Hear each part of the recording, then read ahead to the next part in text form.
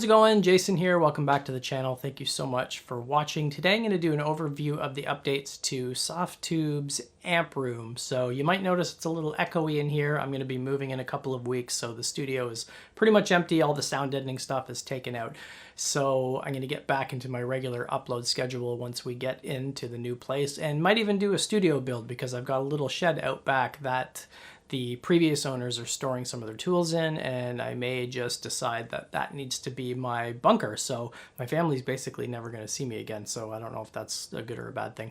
But let's get into the changes to amp room from Softube. It was a couple of weeks ago when they posted it, and I'm going to break this video down into what the major changes are, the new models, amp heads, cabinets, and pedals that they've added, and some raw playing examples, and then final thoughts. So as usual with all my videos, there's really detailed timestamps down below. So if you just want to hear the playing stuff or the new stuff, skip to it.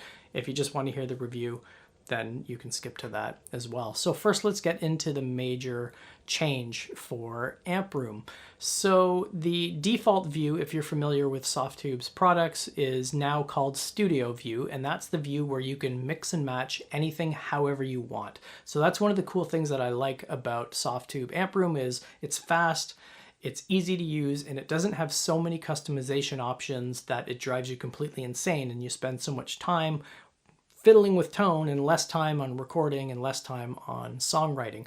So studio mode still gives you complete freedom to split your signal chain however you want and organize your signal chain in any way. If you want to put your cabinet first before your amp head, you can do that in studio mode.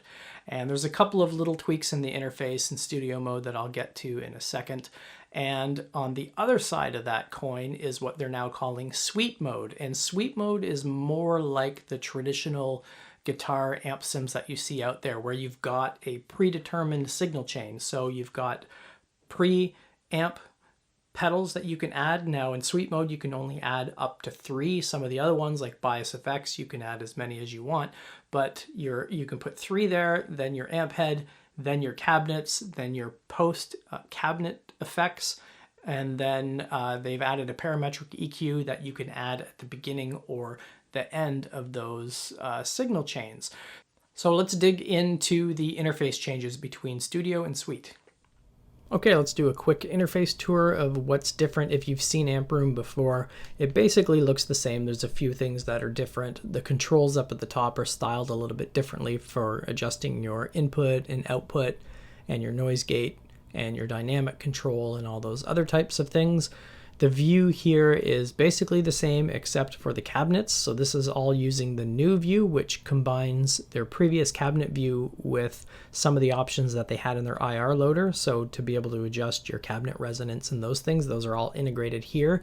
And you can move this awesome pixelated mic around now, whereas previously you might have chosen a cabinet that has fixed microphones that you couldn't adjust. Now you can adjust them on all of the different cabinets, and you can obviously choose your different microphones. Why this is this weird image is beyond me, but you can see it's kind of jumping around, so it's a little finicky when you're moving things around. The only extra control you get is if you hold shift down, it will lock it so you can only move it vertically. And if you're just trying to adjust how close or far away you are from the speaker. The toggles are all still the same. You can toggle between all the different types of cabinets that you want. And other than that, this view is the same. You'll notice that the suite view here is not available because this signal chain does not follow this format. So you would have to either load a preset, or the easier thing to do is just to put a new instance of the plugin on a track, and it's going to default to your Marshall suite. So this, if I flip between Studio for a second, this is the signal chain that has to be set up for suite view to be enabled. And it's just easier to kind of go through. I think, going through here in studio view, once you get a signal chain that's long like this, you can double click on these to bring these up and do fine-tuned adjustments like you always could for all of them, but they're just zooming in and out and panning and stuff like that. It's a little easier if you're in suite view because you can bounce back and forth between them by going to your signal chain at the bottom. So it's a little bit easier to go and update this. And this is fully responsive. So if I were to put in, say, a compressor in here, it's going to shrink everything to be full size in the window here.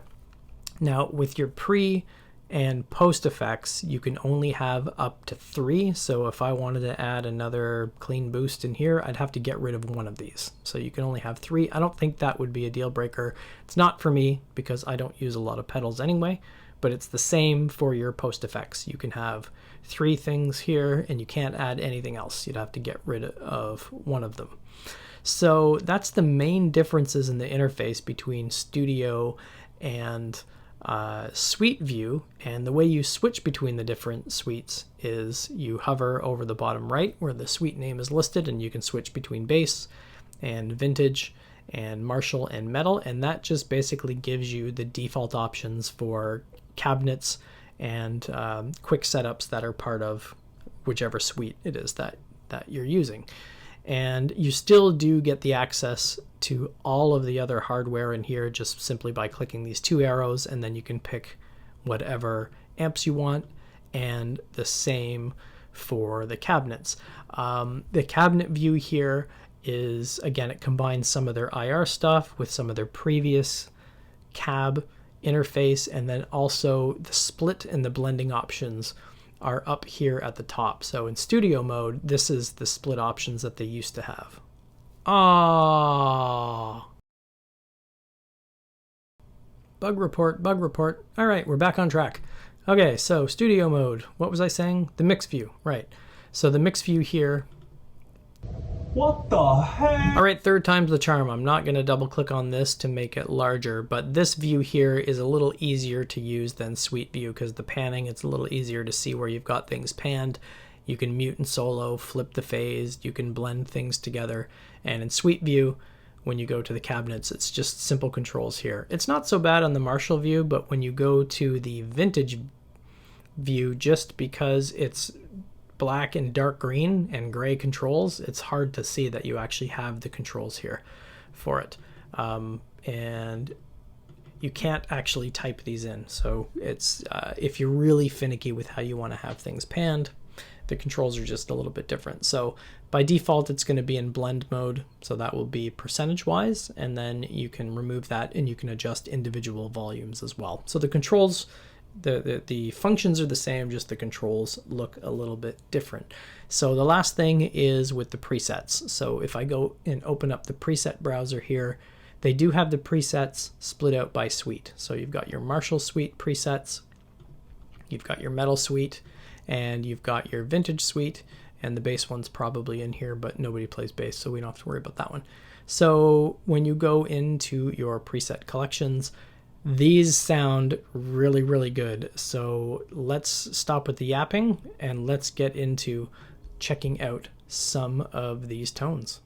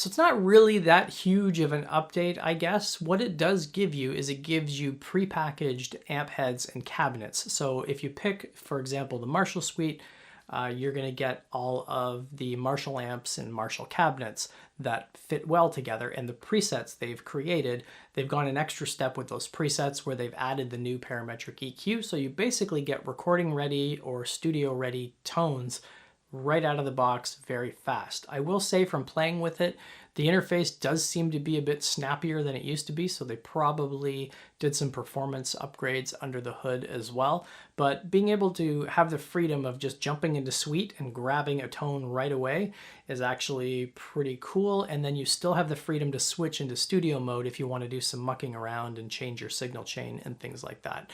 So overall for this update, I would give it 2 thumbs up, and probably because if you've seen any of my other videos, I'm pretty biased towards Softube Amp Room because I think it sounds better than anything else that I've used.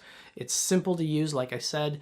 There's not so many customization options that you just go completely mental customizing things and swapping out transistors, and you can really focus on playing and tone and songwriting and stuff like that in a much quicker way. So in a future video, I'm going to do a comparison of the new Bias FX 2 update because I do own a copy of the Elite level for that, and they did a pretty big update a couple of weeks ago as well. So I'm going to put those two head to head and see which one comes out on top. So thanks again for watching. Remember to like and subscribe. You'll get notified when that one comes out.